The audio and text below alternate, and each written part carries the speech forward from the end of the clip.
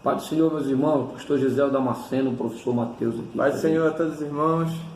Assunto da lição de domingo é quentíssimo, né? O início da civilização humana.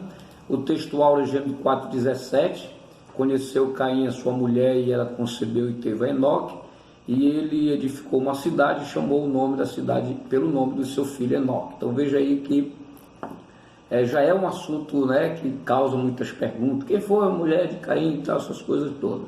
E nós temos aí a verdade prática, Mateus, a verdade prática, lê para nós aí. Diz assim: uma das missões do ser humano é povoar a terra, dominar os segredos da criação divina e fundar uma sociedade que venha a glorificar o nome de Deus. Olha, esse objetivo, essa missão muito importante. Fundar uma sociedade que venha glorificar o nome de Deus. Se Adão e Eva não tivessem caído, nós teríamos sim sociedade, nós teríamos cidade, eu creio,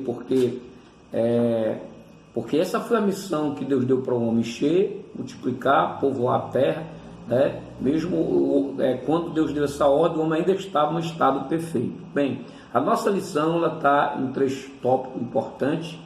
O primeiro tópico da lição é a origem da civilização humana, né? E esse tópico tem 3 pontos importantes, que é a definição, definindo o que é civilização, o casamento como base da civilização, a subsistência da civilização. Esses 3 pontos são muito importantes nesse tópico. Primeiro definindo o que é a civilização. Na revista, né, coloca aqui um conceito de dicionário, diz que é o conjunto de aspectos peculiares à vida intelectual, artística, moral e material de uma época, de uma região, de um país ou de uma sociedade. Foi o que Adão e seus descendentes demonstraram logo após a queda. É isso que eu queria que você observasse. Você pega o livro de Gênesis, capítulo 3, a queda do homem, capítulo 3, capítulo 4, você vê aquele incidente de Caim e Abel, né? E a partir do versículo 17 vai mostrar a descendência de Caim. A descendência de Caim. A primeira cidade edificada, que foi quem fundou a primeira cidade foi Caim, colocou o nome do seu filho Enoque, né? Então aí vai toda a descendência, tudo o que aconteceu nessa época, com esse povo, com essa descendência, com essa sociedade se formando, ali através de Caim. E depois, no finalzinho de Gênesis 4, vai falar que Deus concedeu a Eva um outro filho no lugar de Caim, que foi, no lugar de Abel, que Caim tinha matado, que foi Abel, que foi Sete, que foi Sete.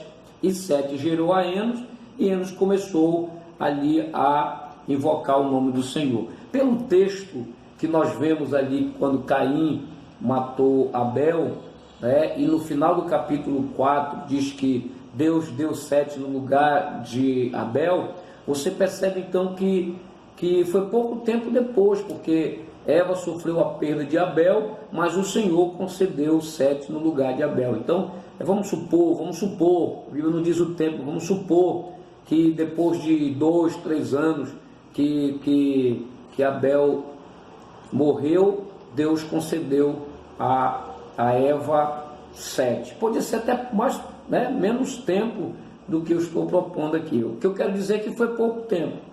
Se você ver capítulo 5 de Gênesis e o versículo de número 4, diz a Bíblia que o tempo que viveu Adão, do nascimento de Sete, aliás, versículo 3, quando Adão completou 130 anos, gerou um filho à sua imagem e semelhança, como a sua semelhança, como a sua imagem, e deu o nome de Sete. Então veja, da criação de Adão ao nascimento de Sete, foram 130 anos.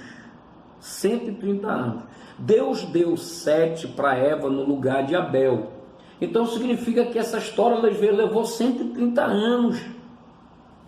A gente lê aqui capítulo 3, capítulo 4, capítulo 5, a gente pensa que correu rápido assim. Mas para nascer Sete, levou 130 anos. Daí dá para entender quem foi a mulher de Caim. 130 anos, meu irmão, dá para nascer muita gente. né? Então, o capítulo 4 não está preocupado com o tempo, com a cronologia, está sim preocupado em mostrar uma história, contar uma história que interessa para o plano da salvação, que é a Bíblia Sagrada. Então, esse aí é um fato muito importante. Quer dizer que a Bíblia ela não está interessada em mostrar tudo o que aconteceu, esgotadamente, toda a história, todos os filhos de Adão. Não. A Bíblia está interessada em mostrar uma linha de pensamento que está ligado a Cristo.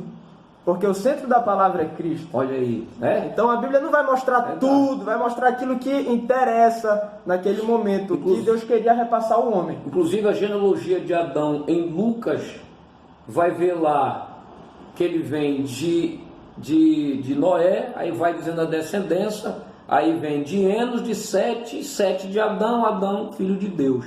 Então, para você ver como é essa visão bíblica. Então, quem foi a mulher de Caim? Lógico, pode ser uma irmã, pode ser uma sobrinha, tá? Pode ser... Tem várias opções aí, porque para o nascimento de Sete já levou 130 anos. Outra coisa, a Bíblia diz que Caim teve um filho com o nome Enoque, e Enoque fundou a primeira cidade. Para ter uma cidade precisa ter muita gente, né? Precisa ter gente, precisa ter uma civilização, né? Civilização. E é isso que a gente está estudando. Civilização é um conjunto de aspecto moral, social, ético, que é um mesmo grupo vive. Isso é civilização. Então a gente já vê que tem um grupo de pessoas ali, uma civilização formada, um pessoal ali bem diversificado. Para ter uma cidade. Até os problemas de civilização já tinha, como foi o primeiro assassinato, né? Já tinha os problemas de civilização. Que a gente vai já ver na história. Agora veja a verdade, o texto áureo, que é o versículo 17. Então Caim habitou com a sua mulher, ela engravidou, deu à luz a Enoque, depois Caim fundou uma cidade. Aí diz assim, depois Caim fundou uma cidade. Esse depois, gente, não quer dizer que o menino nasceu hoje e Caim já deu o nome. Porque para ter uma cidade tem que ter pessoas, tem que ter habitantes, né? Então já levou um tempo aqui para ter gente suficiente para formar, para fundar uma cidade. Então a Bíblia não está preocupada aqui com o tempo. O Enoque nasceu e amanhã o Caim já fundou uma cidade. Não, o texto aqui está dando uma informação da descendência de Caim e o que ele fez. Então esse é um ponto muito importante para a gente ver aí no tópico 1, né, sobre a civilização. Então veja aí na nossa lição a definição de civilização, né? E o tópico 1 já fizemos, já mostramos aqui para você a definição. Tópico 2, o casamento como base da civilização, isso é muito importante. Vê aí Gênesis capítulo 2, versículo 18. Vamos ler o seguinte, vamos pegar logo um texto do capítulo 2, versículo de número 24, leia o 24. Por isso o homem deixará seu pai e sua mãe e se apegará à sua mulher, e eles serão uma carne.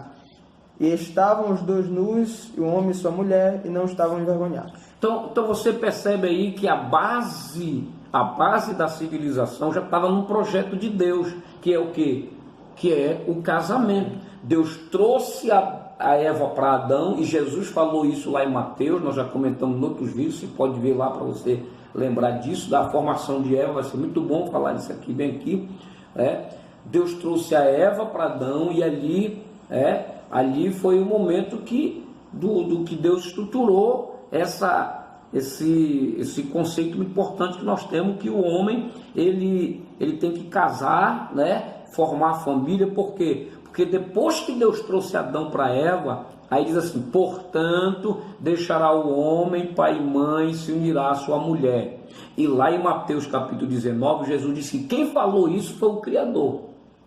Foi o Criador. Então, o próprio Deus que falou isso. Portanto, deixará o homem pai e mãe e se unirá à sua mulher. Significa que já estava no projeto de Deus, Mateus, que Adão ia ser pai e Eva ia ser mãe. Foi no dia que ele trouxe a Eva que ele falou isso. Então já era projeto de Deus. Como é que a sociedade vai se formar? Ora, eles vão ter um filho, vai deixar pai e mãe, vai se unir à sua mulher, aí vem um casamento, né? E os dois serão uma só carne, aí vem os filhos, aí assim sucessivamente para formar uma. E é assim até hoje, é E a assim civilização de hoje. A base da civilização é a família, é o casamento, é a estrutura, é a célula da civilização, que forma todo o organismo que é a civilização. Essa é a visão de Deus, né? Por isso que foi o Criador que disse, portanto, deixará pai e mãe e se unirá à sua mulher. Então a base da civilização é o casamento, é assim que Deus quer, assim que Deus viu. Estão querendo desvirtuar isso nos nossos dias com essas ideologias absurdas, né? Mas não existe ser humano se não tiver macho e fêmea. Então a base está aí, tá? Da sociedade.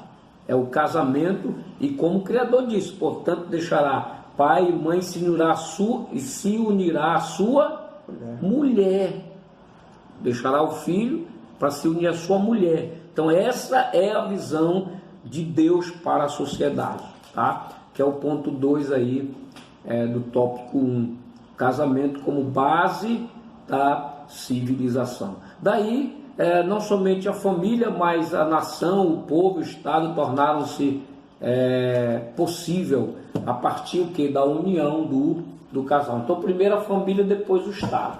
Primeira família, depois. Primeira família, né? A família hoje está sendo destruída, porque isso é projeto maligno, destruir a família. Aliás, o conceito de Estado, filosoficamente falando, o Estado foi criado para proteger a civilização, proteger a família, proteger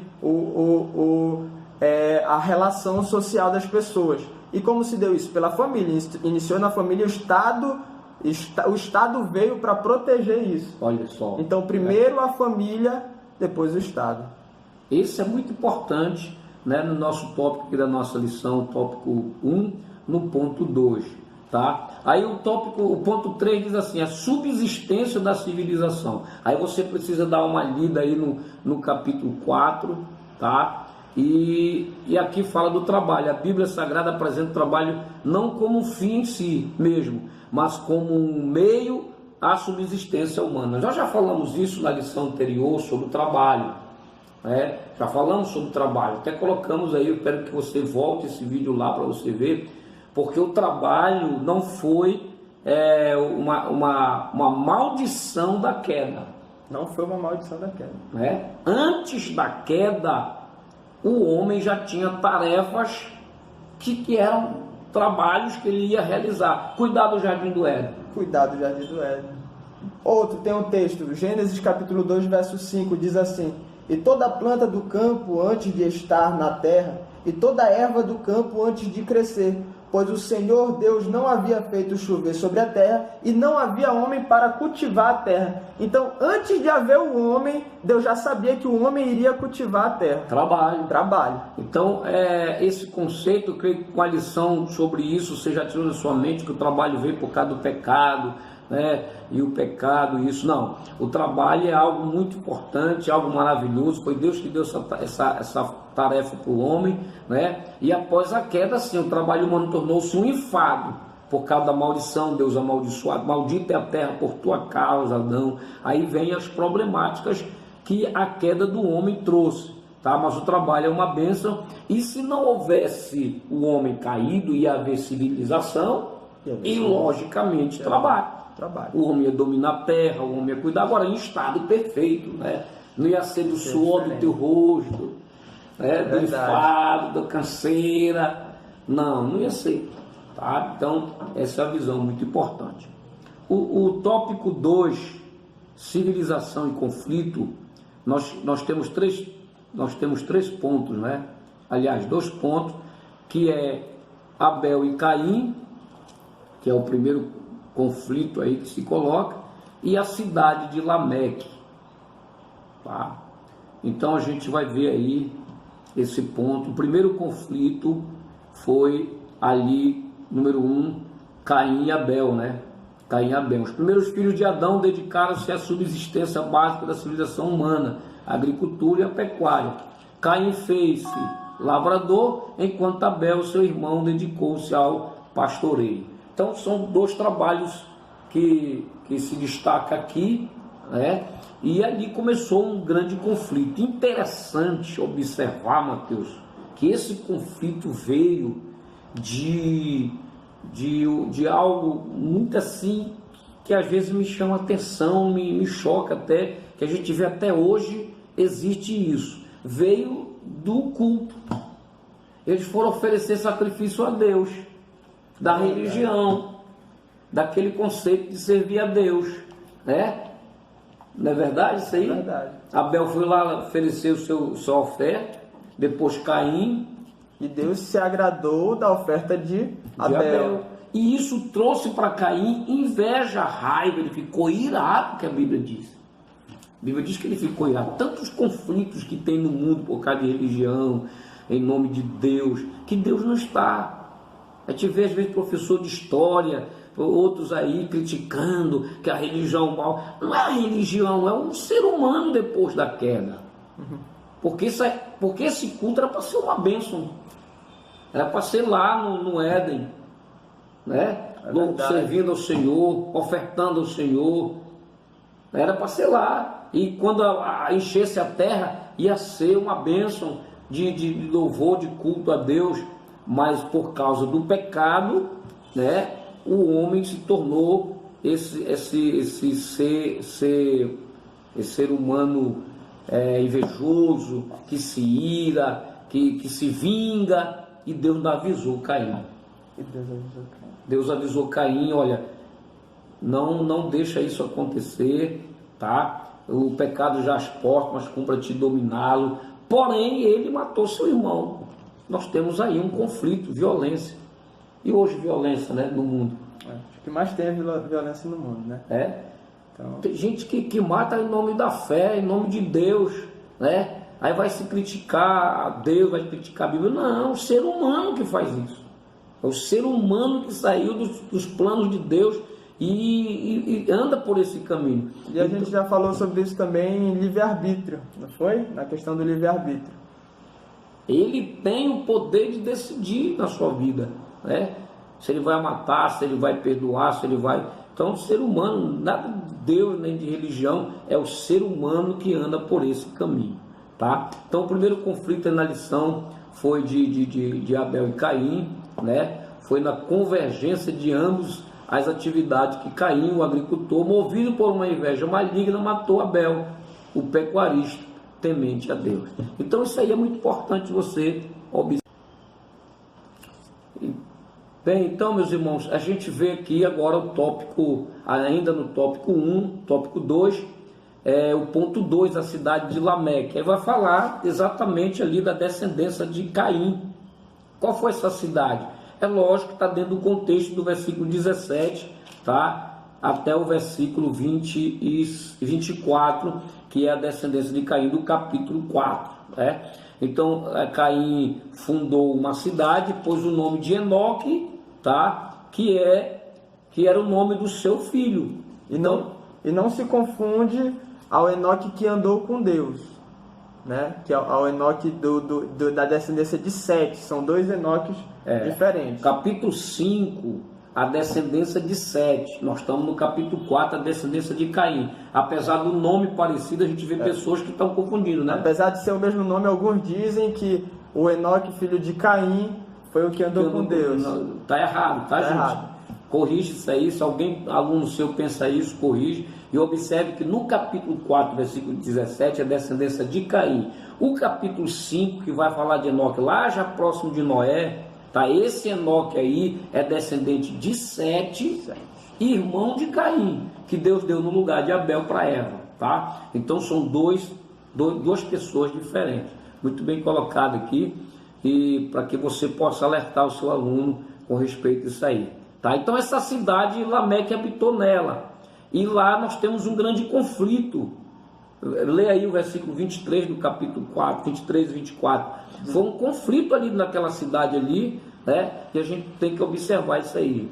Lameque tinha duas mulheres, tá? Só para você entender. Aí o verso 23 diz assim: E Lameque disse às suas mulheres, Ada e Zilá: ouvi a minha voz, mulheres de Lameque, escutai as minhas palavras, pois eu matei um homem pela minha ferida e um jovem pelo meu sofrimento. Olha só, né? O conflito, a violência, fazendo parte já da cidade, da primeira cidade lá, a cidade de Enoque, o nome da cidade mesmo, né? Filho de Caim, quem fundou essa cidade foi Caim, e Lameque morava, habitava nessa cidade. E aí nós já temos esse conflito. Olha, ele diz que matou o homem por causa da ferida dele, por causa do sofrimento dele, ele matou um jovem. Já pensou, gente? O ser humano pode passar o tempo que for, nós estamos no século XXI, nós estamos no ano 2020, mas é a mesma problemática. As pessoas matam por problema pessoal, fica chateado, vai matar o outro, sabe? É a civilização. É a civilização que já existia naquela época, uma civilização, existia uma cidade, e aqui toda a história, do verso 17 até o verso 24, é naquela cidade de Enoque, que Caim fundou a cidade. Então certo? Você perceba que essa violência, a civilização, ela está problemática, ela está doentia, exatamente porque por um homem entrou o pecado no mundo e logo todos pecaram. O ser humano, ele é o problema da sociedade, são as suas atitudes pecaminosas. Nós estamos aí próximo ao carnaval, que a gente vê todo tipo de imundície carnal, de toda sorte de pecado, a gente percebe uma sociedade entregue aos prazeres carnais, tá? E isso mostra que o ser humano realmente ele é caído. Então, desde a primeira cidade, já tem uns conflitos, né? Violência na cidade. Eu vou até pedir para o Mateus ler de novo aí o porquê que Lameque matou. Isso é muito forte, gente. Capítulo 4, verso 23. E Lameque disse às suas mulheres, Ada e Zilá: ouvi a minha voz, mulheres de Lameque. Escutai as minhas palavras, pois eu matei um homem pela minha ferida e um jovem pelo meu sofrimento. Já pensou, meu Deus do céu? Então o homem jaz já no maligno, o mundo já no maligno, já é uma civilização, já é um mundo aí. Já é um mundo, as pessoas sem Deus, jaz no maligno. Gente, isso é muito sério, até hoje. Pode passar o tempo que for, o problema é o pecado no mundo. Jesus veio resolver e as pessoas não querem Cristo na sua vida, né? Então, nós vemos aí a cidade de Lameque sofrendo pela violência. Lameque, um cara que foi violento, né? Ainda fez uma poesia disso. Escutai-me, minhas mulheres, assim, parece que ele estava se gabando da sua violência, né? Verdade. O ser humano é assim. Então, perceba o ponto 3. O ponto 3 do tópico 2, né, que é a tecnologia. Primeiro foi sobre Caim e Abel, nós estamos falando do conflito. Depois a cidade de Lameque. Depois, aqui o ponto 3 é a tecnologia. Então, meus irmãos, o ponto 3 aí é tecnologia, né? Diz assim: paralelamente à sua iniquidade, a civilização caimita, ou seja, os descendentes de Caim ali, instalada na cidade de Enoque, experimentou grande progresso tecnológico. Então, meus amados irmãos, o tópico 2, no ponto 3, que fala da tecnologia, diz assim: paralelamente à sua iniquidade, a civilização caimita, instalada na cidade de Enoque, experimentou grande progresso tecnológico, econômico e artístico. Havia ali fabricantes de tendas, criadores de gado, metalúrgicos e músicos. Então veja que coisa importante. É muito importante, porque a gente vê a tecnologia daquela época. Não eram pessoas primitivas, homens da caverna. Não, Caim fundou uma cidade com estrutura de cidade, com várias pessoas, e deu o nome de Enoque. E ali a gente vê pessoas que tinham técnicas específicas, estudos específicos em certas áreas. Tecnologia significa isso, estudo de uma técnica, aprofundação em uma técnica específica. A gente vê aí no capítulo 4 de Gênesis, verso 20, diz assim: e Ada teve Jabal, ele foi o pai dos que habitam em tendas e dos que têm gado, agropecuária. Agropecuária. Então, né? ali, ele já tinha conhecimento ali dos que, como era morar em tenda, fabricar tenda e ter gado. E saber manusear no campo os animais. O 21. No verso 21 diz assim: e o nome de seu irmão era Jubal. Ele foi o pai de todos os que manuseiam harpa e órgão. Então ele tinha um conhecimento técnico na área da música para criar um instrumento, criar instrumentos musicais. Era um conhecimento técnico, tecnologia da época. Então a gente vê que não eram pessoas que não sabiam lidar com as coisas, pessoas da caverna, homens primitivos. Parece um macaco. Não existe isso. Eram seres humanos inteligentes. Todo músico sabe que para um instrumento produzir uma nota específica, tem que ter uma técnica. Tem que ter uma habilidade para fazer aquele instrumento. E aqui já parece ele, aqui Jubal, né? Jubal já está aí como, na verdade, o mestre, o pai dos músicos aí. Ainda tem o 22. E o 22 diz assim: Isilá, ele também teve Tubal-Caim, um instrutor de todo artífice de bronze e ferro. Então, ele sabia lidar com bronze e com ferro, fazer instrumentos cortantes, fazer peças de bronze, peças de ferro, lidar com a temperatura adequada para modelar o ferro. É uma tecnologia incrível para a época, porque a gente olha o minério de ferro, o minério de bronze, tem que ter um conhecimento avançado para poder lidar com isso. Pegar matéria-prima e transformar em um instrumento cortante. Exatamente, isso passa por diversos processos. Se a gente vê um minério de ferro assim na nossa frente, a gente vai dizer que aquilo ali é uma pedra. A gente nunca vai saber que aquilo é um minério de ferro, que tem ferro ali. Então, é um conhecimento, é uma técnica muito importante que deu início à civilização. Muito importante isso aqui, gente. Então, essa civilização pré-diluviana era uma civilização inteligente, tá? Tinha os seus conhecimentos técnicos, tá? Tinha sua ciência, porque transformar o bronze em instrumento cortante é algo que, se você fizer uma pesquisa e ver o processo, é um processo muito difícil, é uma indústria. É uma indústria. É uma área industrial. Outra coisa importante observar é que quando Noé construiu a arca, já tinha instrumento cortante. Já tinha instrumentos para de bronze, de ferro. A pessoa pensa que é aquele negócio primitivo, que não é. Não, ele tinha instrumento que era capaz de fazer aquilo, porque já tinha essa tecnologia na época. Tá? Então esse é um ponto importante aí da nossa lição.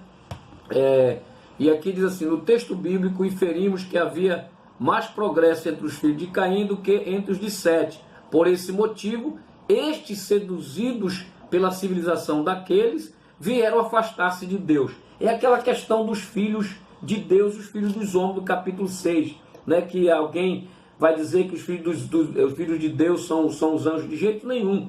É só nós nos apegarmos exatamente o que o autor Moisés aqui está tentando passar em Gênesis. No capítulo 4, versículo 17, ele mostra a civilização que veio de Caim. E no capítulo 5, que veio de Sete. Tá? Só que a sociedade formada dos descendentes de Caim eram pessoas más, já vimos isso, violentas, né? Como o caso de Lameque, que já falamos aí. Então, são considerados filhos dos homens. Os filhos de Deus é a descendência de Sete, porque Sete teve Enos, e Enos foi o primeiro a proclamar, a buscar o nome do Senhor.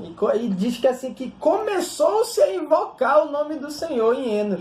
Então a descendência de Sete foi uma descendência que andou com Deus, que buscou a Deus, né? A gente vê aí Enoque da descendência de Sete.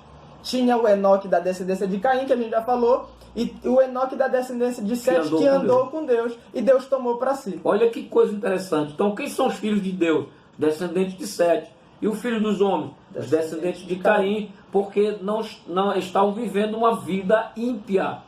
E começou a mistura ali. Começou a mistura que então veio o juízo de Deus no dilúvio. Então esse é um ponto muito importante para. Aí a gente vê o tópico 3 da lição agora, o Deus que intervém na civilização. Os pontos são, ponto 1, a intervenção na biografia de cada homem. Ponto 2, a intervenção na história da civilização. E ponto 3, Jesus Cristo, a única esperança para a civilização humana. Esse tópico 3, o Deus que intervém na civilização, a gente vê que o nosso Deus não é um Deus que deixou a humanidade de lado. Não é um Deus que deixou a humanidade sem propósitos. É um Deus que interveio para que Jesus Cristo pudesse interferir diretamente para que o homem pudesse ser salvo. Muito importante. Inclusive, o próprio Caim que pecou, Deus, nós vemos a intervenção divina lá. Deus chegou a Caim, por que tu estás assim? Caiu o teu semblante. Deus já está orientando para ele resistir ao pecado. É Deus intervendo. Aí nós vamos ver aí Enoque andou com Deus. Nós vamos ver a chamada de Abraão, né? Noé, né? Deus ali intervendo na biografia de cada homem. Assim é hoje. Deus também ele está intervendo na sua vida, na sua história, na sua vida aqui na terra. Nele nos movemos, existimos e vivemos, né? Amém. E o ponto 2, tem alguma coisa mais sobre ele? O ponto 2 diz a intervenção na história da civilização.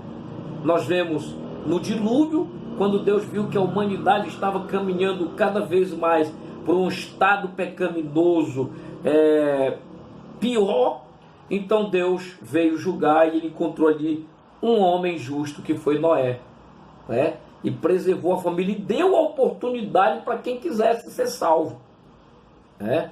Depois nós vemos Deus entrando na história ali da questão de Babel, né?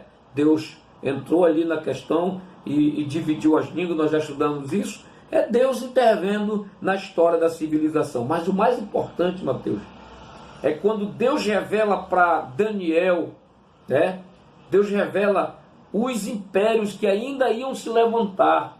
O importante desse tópico é que Deus ele não só intervém, como ele está no controle no céu, ele está no controle de tudo, ele determina tudo, ele é o Deus soberano e tudo está em cima das suas mãos, tudo está no seu controle. Em Daniel profetiza, né? Deus revela a Daniel os impérios que viriam desde Daniel: Babilônia, Persa, os gregos e os romanos. Então, Daniel profetiza até os impérios que cresceriam depois dele, no futuro. A gente vê Deus no controle da história. Deus no controle da civilização. Aleluia. Porque os gregos e os romanos são o maior marco para a nossa civilização ocidental. Olha aí como é que Deus interveio. Deus já sabia o que ia acontecer. Deus já tinha determinado o que ia acontecer na história do homem, na história da civilização. Deus direciona sem intervir no livre-arbítrio, que já estudamos. Sem intervir no livre-arbítrio. Aí você pergunta, por que tanta coisa ruim, tanto mal, tanta guerra? Porque Deus não intervém no livre-arbítrio. O homem segue o caminho que ele quer. Como Caim, que matou seu irmão, ele decidiu matar, Deus disse, olha, está às portas aí, convém tu dominá-lo. É verdade. Nós vemos aí também as pessoas tomando decisões por mal. Mas, em regra geral, Deus vai conduzindo as coisas para que aconteça, para que ele esteja na direção, para que tudo venha se cumprir conforme a sua determinação, a sua palavra. Deus conduz a história para o fim que ele quer. Que ele quer. Muito importante. Que é o reinado de Cristo. Uma coisa muito importante, por exemplo, é quando Alexandre Grande ele propôs no coração divulgar o grego. Exatamente, é algo que a gente vê, algo muito importante. A gente, com essa divulgação do grego koiné, né, que quer dizer popular. O grego comum, o grego que todos falavam, o Império Romano ele dominou quase todo o planeta. Quase todo o planeta. E ele divulgou ali o planeta da época, é claro, a civilização da época. E ele divulgou ali o grego koiné.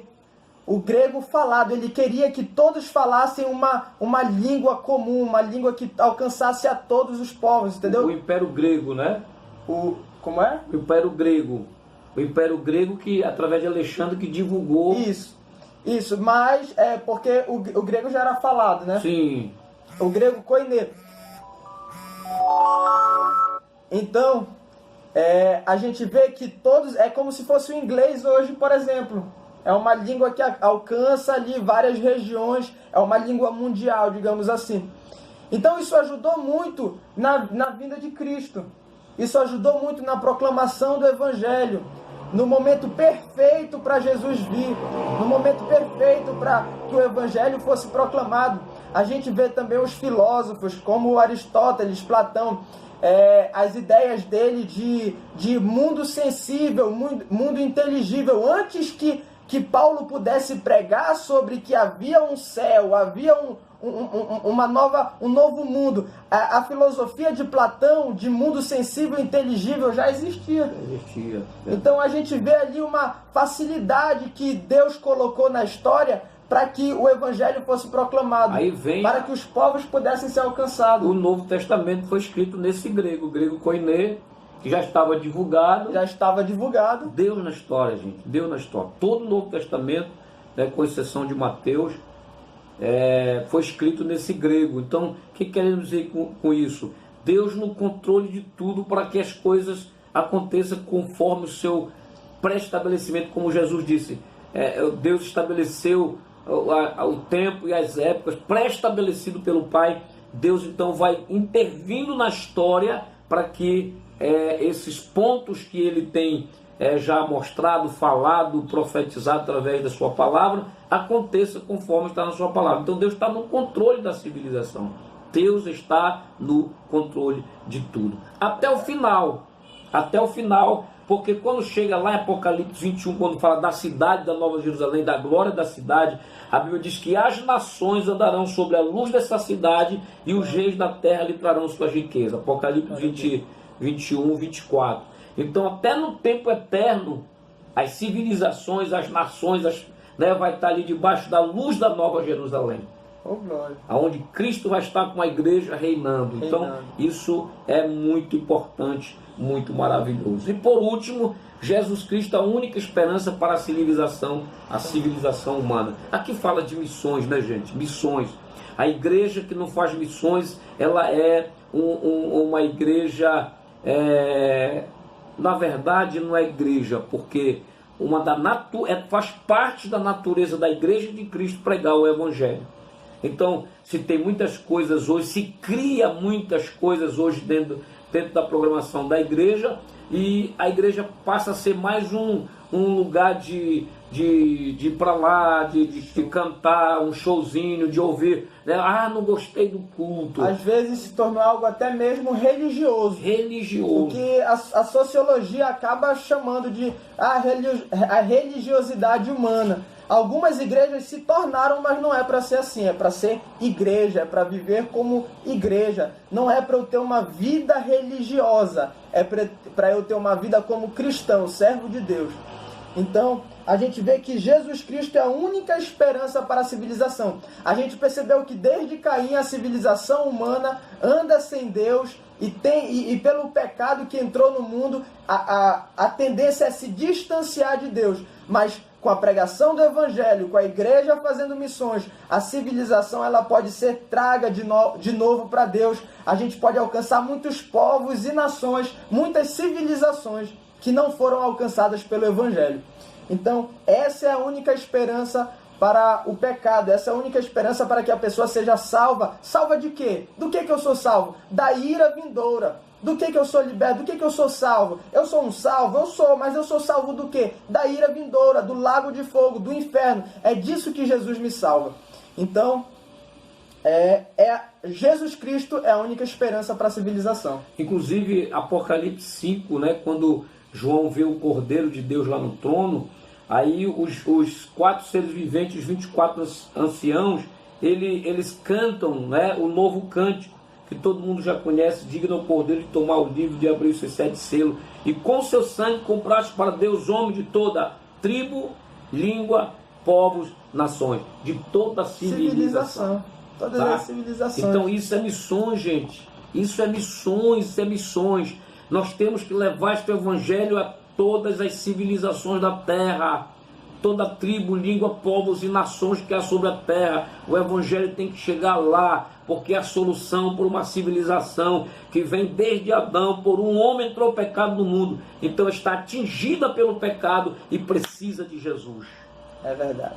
Deus abençoe vocês de uma forma especial, que domingo seja uma excelente aula e o nome do Senhor seja glorificado na vida de cada um. A paz do Senhor Jesus Cristo, Deus abençoe.